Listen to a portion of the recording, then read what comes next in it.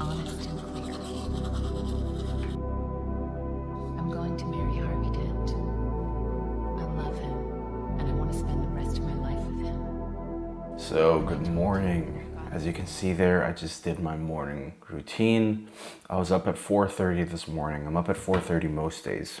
And trust me, if I had the chance, if I had the opportunity to, I would wake up a little bit later in the day, maybe like 5:30 or 6, because I feel much better when I wake up at 5:30 or 6, but my schedule makes it impossible right now because if I don't wake up at 4:30, then I don't really get to work on the coaching business, which is the business that I'm working on right now.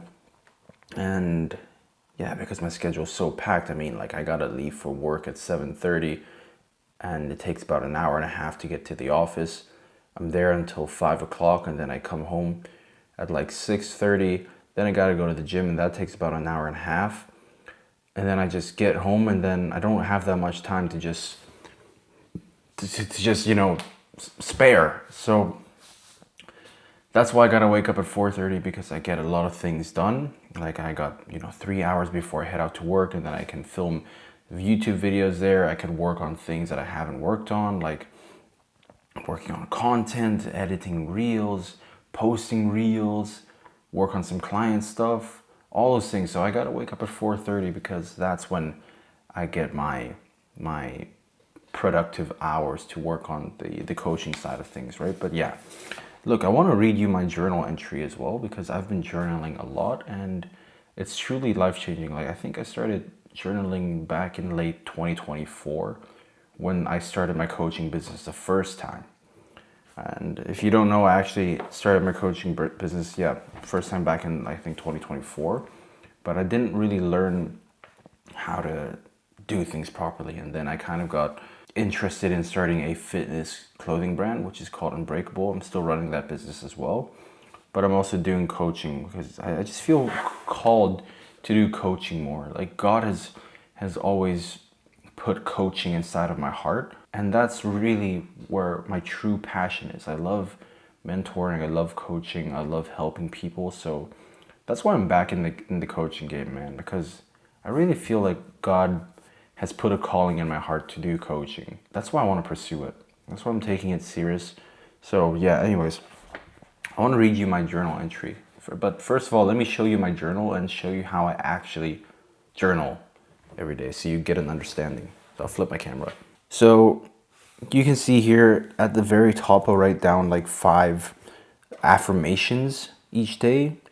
These aren't like specific. I'll just write whatever is in my heart, but I want to write things that are empowering. Right? I don't want to write things that are disempowering me. So here I got like, I'm grateful to wake up and be able to chase my dreams. I am the man that gets things done. I am capable of doing the impossible. I have God on my side. I am attracting all the things that I want in life. So I'll write down like daily affirmations. And then right here, I got my morning routine down. So it's hydrate, 50 push-ups, journal. Hold on, I gotta check that last one off. But that's pray and visualize. And then I got the needle moving tasks that I need to get done for my business. So record YouTube video here. I'm doing that right now. So I'll just cross it off because I'll finish it. And then yeah, every time I have 5 tasks, right? So every time I finish a task, I'll just come here and like cross it off. I have it on my computer as well, but I just like having it on paper. And then on this page here, I'll just write down whatever's in my mind. Whatever comes to my mind, I'll just write it down. So I'll just read a short part here. Today is another awesome day. How lucky, honored, and privileged am I that I'm able to wake up each day and work towards the dream that God has put in my heart. If it wasn't part of God's plan, then He wouldn't have given me this vision. Every day I must deny my flesh and battle my old self. That person must be killed daily. So just whatever comes into your mind, just write it down. And I swear, if you just try this for the next 7 days, it is life-changing. There's just something about writing down your thoughts on a piece of paper. For some reason, it's like your thoughts become structured and everything becomes clear in your head. And that's why I love journaling. And I have to do it first thing in the morning. And then I gotta pray, I do my push-ups, and I drink a lot of water here. I got my water here. I don't know how much water that is exactly, but there's a lot of water. And I put lemon and a little bit of salt in there.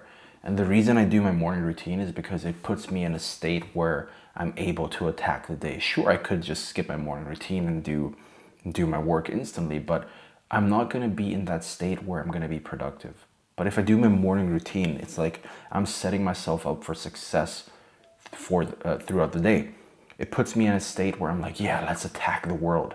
That's exactly what I want. Believe me, I would be speaking way louder and with more passion right now, but it's legit. Hold on. It's 5:17 a.m. and my neighbors are gonna kick my ass if I speak loud. So sorry if I'm not speaking with a ton of energy right now. I would. Maybe another day when I'm not recording at 5 a.m. Anyways, let's get right into the video, man. I wanted to talk about a subject that's really, I guess, painful but beautiful in a way. So 2 days ago, I was at church and we had a guest speaker. And this speaker came on and he was talking about how your environment, the people that you surround yourself with, really shape your life and your walk with God. So what the guest speaker did was he made a demonstration where he got the pastor to come up in front of the whole church, and then he had about 10 balls with him. So he was throwing balls around to random people. So I had a ball as well. So what he did was he got the pastor to walk across the front of the church, and as the pastor was walking across the front of the church, he had us throw balls at the pastor. And these balls represented sins and temptations. So anyways, we all threw balls at the pastor. He dodged some, he caught some of the balls hit him. And he wanted to show, like, this is what happens when you just walk throughout life. You know, temptations are gonna come. You're gonna get hit with sins. You're gonna commit sins sometimes and make mistakes, whatever. But then he made another demonstration about 5 minutes later where he got two other people to stand up there with the pastor. And these two people represented, one, Jesus, two, good friends and good people in your life. Now, what happened was instead of them walking across the front of the church, they walked like through a back door and looped around and came out in front of the other side. And what he wanted to show with this demonstration is that when you have Jesus and you have good friends, good people on your side, it's much more likely that you're gonna avoid the sins in your life, because the people you surround yourself with are gonna show you the right path, are gonna help you in your journey, and they're just not gonna take you around doing dumb stuff, right? And for a big period of my life, I was not hanging around the right people. I was around people who really brought me down a wrong path. I mean, I was doing I was smoking a lot of weed. I was drinking and partying all the time. And I was around people who would kind of shame me for not doing these things, like drinking and smoking and partying with them. They looked at me as if I was a weak person because I didn't drink, or because I wasn't doing the same things that they were doing. Yeah, I guess I kind of wasn't really authentic to myself because I had to kind of act like I wanted to be like them, and I got validation from being like them, right? From drinking, from smoking. And looking back at it now, it was so stupid. I feel so cringe and so ashamed. I hate looking back at my past self because I was just so stupid. I was so stupid. I mean, I thought it was a cool thing to do too. I thought it was cool to drink and smoke and party all the time because that's what the cool people did, right? But looking back at it now, no. The people who don't do any of those things are the cool people. The people who are authentic to themselves, excuse me, they are the cool people. Now I remember the moment I wanted to start changing, the moment I said, man, enough is enough. Because I was always the type of guy who had big goals and big dreams. I always wanted to become rich and have successful business and help people all around the world. I've always wanted this, but the lifestyle that I was living was not in alignment with who I wanted to be, with the goals that I wanted to achieve. Had I had like sober dude, in shape dude, healthy dude goals, but my lifestyle was drinking, partying, smoking, eating junk food. I was chasing after chicks. That was my lifestyle, and it wasn't in alignment with who I needed to become. I needed to be the guy who was sober all the time. I needed to be the guy who was eating healthy. I needed to be the guy who was focused on one woman. I needed to be the guy who was very hardworking and focused on his goals, right? But I was not that at all. And I remember looking in the mirror one day. I was actually visiting my girlfriend. And I remember looking in the mirror one day, and I looked at myself and I was like, what the hell is wrong with you? Why are you doing this? You need to be better. You can be better. You need to lock in. You need to change right now, or you're just going to be stuck in this cycle forever. And that moment hurt me so much, and I felt so ashamed and disgusted, and I changed immediately. Like, I mean, I cut everything off immediately, cold turkey. I stopped drinking, I stopped smoking weed, I stopped hanging around people who weren't bringing me closer to my goal, like instantly. And this got me a lot of hate from the people who were closest to me.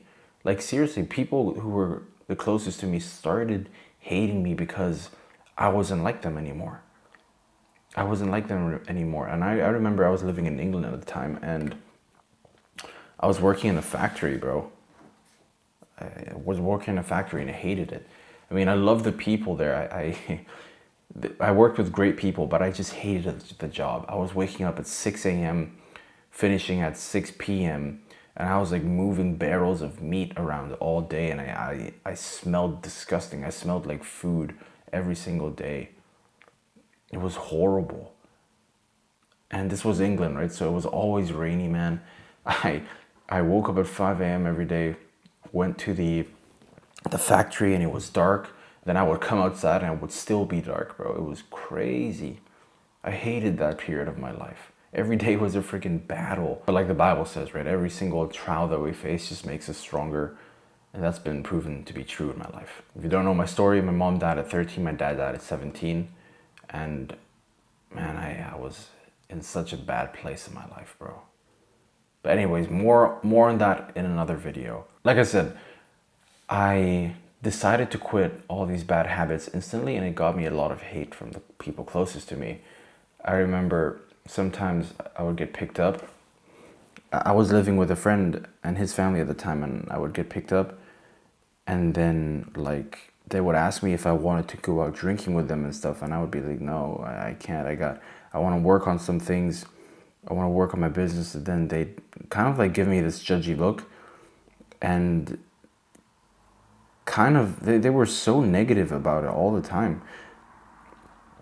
They just hated that I didn't want to drink with them anymore.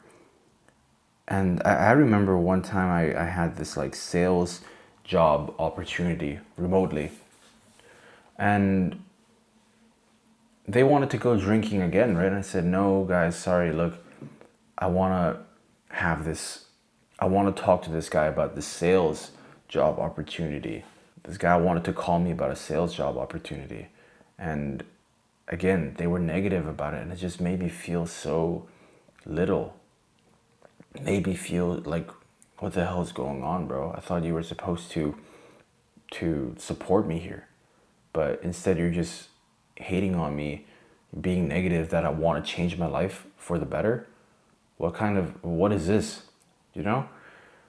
And the moment that really hit me, bro, there was this one day where we watched the football match, soccer, and after the game, we were leaving the stadium, and then we were talking about what we wanted in our lives. And I remember No, sorry, we were talking about if we would ever go back to Thailand because I was raised in Thailand, right? I was born and raised in Thailand, and we were talking about that. We were saying, "Hey, look, would you ever go back to Thailand?" And I was like, "Yeah, of course I'd go back to Thailand."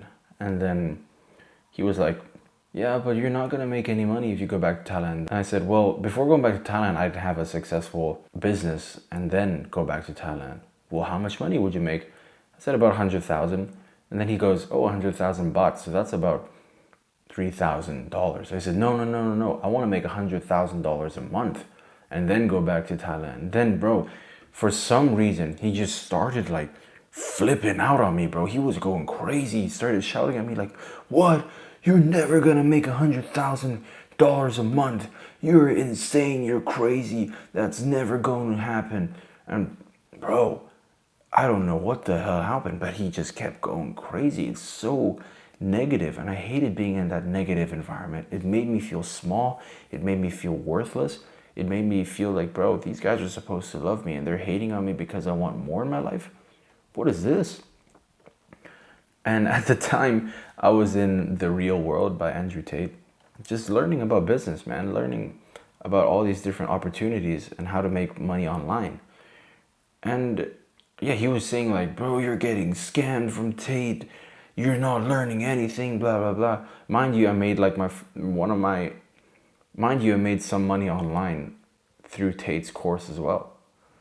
Now, yeah, looking back at it now, maybe I shouldn't have been such a big Tate fan. I was a big Tate fan, and maybe that's why I was living that life as well previously, like doing all the drinking, the smoking, all that stuff, right? Because Tate portrayed that lifestyle. He portrayed what success looked like.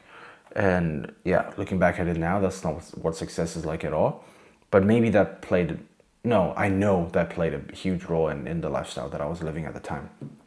But anyways, my friend's dad just went crazy, bro, and he just kept like going at me for like an hour about how I would never achieve my goals and that and he kept saying I got scammed, and he just kept being negative, bro, and it made me feel terrible. And then at that moment I was like, bro, I'm done with this. I really don't want to be in this environment anymore. And yeah, ever since then I was super distant with him, and honestly his entire family. They just all kind of flipped on me and just started hating on me because I wanted to be different. At least that's how I felt anyways. But that entire experience, got me closer to God. Really, it got me closer to God, and that's when God started making changes in my life. After that, I moved to Germany, and now I'm living with my girlfriend, and I found a church community here in Leipzig where I'm living, and God's been putting great people into my life. I've been meeting amazing people, amazing entrepreneurs as well. And now I have great friends, and my life has just been going up and up and up and up and up and up and up. And I'm learning new things. I'm being more disciplined. I'm happier. Everything's just going uphill, and I know it's because God blessed me. But that's what I mean. That's what I wanted to talk about. It's like when you're in a negative environment, you're just gonna do stupid things. My life was terrible when I was drinking and smoking and partying. But now my life is awesome. I don't do any of those things anymore. I don't smoke, I don't drink, I don't party. Dude, I wake up at 4:30 a.m. and I journal and I pray to God and I drink my lemon water with salt every day. And I'm just working towards my goals, and I'm just becoming the man that I know I need to be. I'm becoming the man that's going to change the world, right? And my environment helps me with that. Like every week I'm meeting people who are just pushing me towards becoming a better person. There's a guy in my gym, his name's Abdul. I'm friends with him now, but the first time I met him, he wasn't doing Instagram. Just a small example here. He wasn't doing Instagram, but I've met up with him so many times, and every time I see him, I'm talking about like, "Hey Abdul, man, you gotta share your story online. You have such an amazing story. You'd help so many people out." And now Abdul's doing Instagram. He's posting content all the time, and every time he comes up to the gym, he sees me and he says hello to me, and we talk for a bit. He's like, "Man, Jordan, you inspire me, bro. I'm so glad I have someone like you in my life." He literally told me this yesterday. I was on the treadmill walking. He came up to me, "Jordan, man, you inspire me to do stuff. You push me to be better every single day. And that's exactly what a good friendship does. A good friendship pushes you to become a better person. And you need people like this in your life if you want to reach that next level. I got a friend, Thomas, Toji Tomato on Instagram. He's a very, very, very good friend of mine, one of my closest friends. And every time I see him, he gives me new ideas, gives me new insights, and he pushes me to become a better man. Right now, he told me he's gonna lock in with YouTube. And if he told me if he doesn't post 2 YouTube videos this week, he owes me 100 euros. But that's what I mean. We keep each other accountable.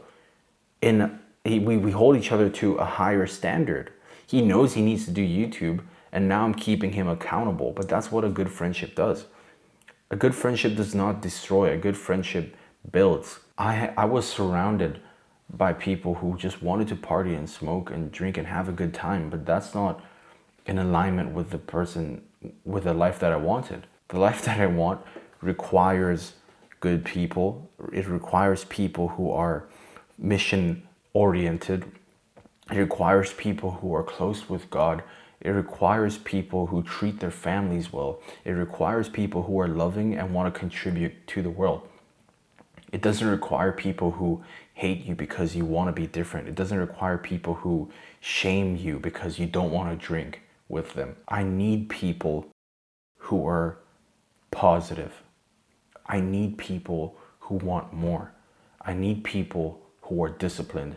I need people who push me to become better. So I hope you watch this video and you sit down and reflect on the people who you have in your life and really think about, are they building me or are they secretly like destroying me? What's funny about Instagram is that when I started posting content, I really saw the true colors of people. The people who I thought were supposed to be there for me, who I thought were gonna support me all the time, they didn't support me. Someone who I thought was my best friend like unfollowed me because apparently I posted too much content. How stupid is that? Or if you're my best friend, you would support me in everything that I do. You would like all my videos. This might be a stupid example, but you would like all my videos. You would share my stuff. You would like support me, right? You just push me to do better. You'd encourage me, not unfollow me because I post too much content. How stupid is that? So posting, if you want to see who your true friends are, man, just start posting content. But anyways, yeah, I just wanted to come on here this morning and talk about that because that sermon really triggered memories inside of my head, man. Remember what I said in the beginning. When you have Jesus and when you have good people around you, you walk through that back door and you come out the other side without touching sin, without touching temptations. Sit down and think about, who do I need to take out of my life to get to that next level? Because believe me, a lot of people don't want the best for you, man. A lot of people don't want the best for you. A lot of people, they want to see you get destroyed. But there are also people who want to see you win, who want to see you do more, who want the best for you. Trust me, there are people like that out there. And I've been blessed, I've been lucky enough to have those people in my life right now. Honestly, I forgot to talk about this, but even the things that you consume online, they have a big impact to how you think, to how you live your life. The Tate example that I mentioned earlier, like I was watching a lot of Tate and that had a massive, massive, massive influence in how I was living at the time. Because like I said, Tate portrayed this lifestyle of, drinking and partying, and it's what I thought success was like, and maybe I tried to live that lifestyle because I wanted to feel successful, right? But now I'm listening to podcasts, I'm listening to sermons, I'm listening to a bunch of things that improve my life. So make sure you are feeding your mind with the correct things as well, not just your physical environment, but what you listen to will shape your life as well. Make sure you are feeding your mind with the right things. Make sure you are feeding your spirit with the word of God. Make sure you are very, very, very, very conscious of what you see, what you hear, what you do, who you surround yourself with. But anyways, that's going to be the video for today. If you want to talk to me, you can go ahead and message me on Instagram. I'll link that in my description. And make sure you leave a sub on my YouTube channel as well. And I'll see you in the next video. Mwah.